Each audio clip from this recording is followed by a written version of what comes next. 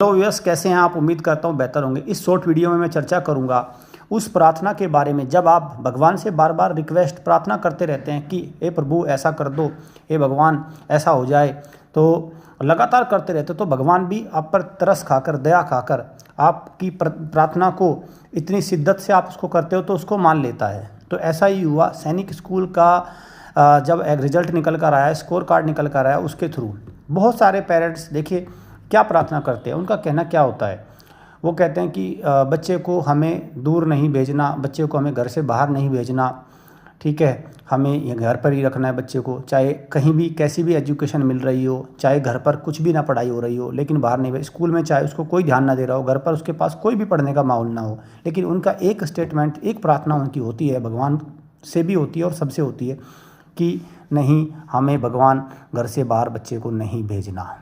ये उनकी प्रार्थना होती है, दूर नहीं भेजना। तो देखो अब स्कोर कार्ड निकल कर आया, सुन ली ना भगवान ने वो प्रार्थना, 130 नंबर आ गए।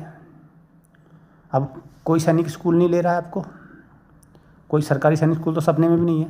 इवन जो 200 के नीचे वाले नंबर है वो प्राइवेट में भी कहीं सिलेक्शन नहीं होना, ठीक है, दूर या नज़दीक। तो भगवान ने कैसे सुन ली प्रार्थना? अब बच्चा बिल्कुल घर के चार दीवारी के अंदर ही रह गया। और देखिए, अगर आप इसी तरह से प्रार्थना करते रहे ना इतनी शिद्दत से, तो यकीन मानो इसको आप आगे करते चले जाना थोड़ा सा, 7वीं 8वीं 9वीं 10वीं 11वीं 12वीं, तो आपकी प्रार्थना जीवन भर उस पर मोहर लगा देंगे भगवान जी। लिख लो इस बात को। फिर आपका बच्चा हमेशा हमेशा के लिए चार दीवारी यानी घर के अंदर रह जाएगा, क्योंकि उसको रोज़गार कोई मिलेगा नहीं, नौकरी कोई मिलेगा नहीं, तो कहाँ रह जाएगा फिर? बेरोजगार कहाँ रहता है? बेरोजगार या तो अपने घर रहता है, और अगर कोई फार्मर है, किसान है, तो अपने खेत खलिहान में काम पर लग जाएगा, खेतों में किसान बन जाता है, फिर वो अपना मजदूरी वगैरह करेगा घर पे ही। तो देखिए भाई, प्रार्थना होनी चाहिए, लेकिन वो इस तरह की नहीं होनी चाहिए कि जो आपके बच्चे के करियर को आगे करने में वो अड़चन बनाती हो। हाँ ठीक है, अगर घर पर अच्छी एजुकेशन मिल रही थी तो ठीक है, वो तो बाय डिफ़ॉल्ट है ना। नहीं मिल रही थी तो फिर दूसरा कोई रास्ता निकालना होगा। खैर, अब ये प्रार्थना पेरेंट्स की स्वीकार हो गई है।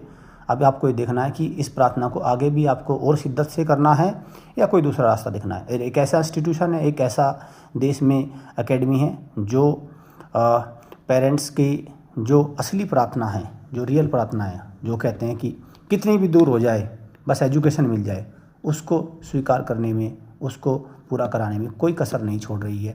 बस आपको क्या करना है, इस एकेडमी से जुड़ जाना है, क्योंकि ये देश की एकमात्र ईमानदार और सच्ची पढ़ाई कराने वाली इंस्टीट्यूशन बन चुका है। धन्यवाद।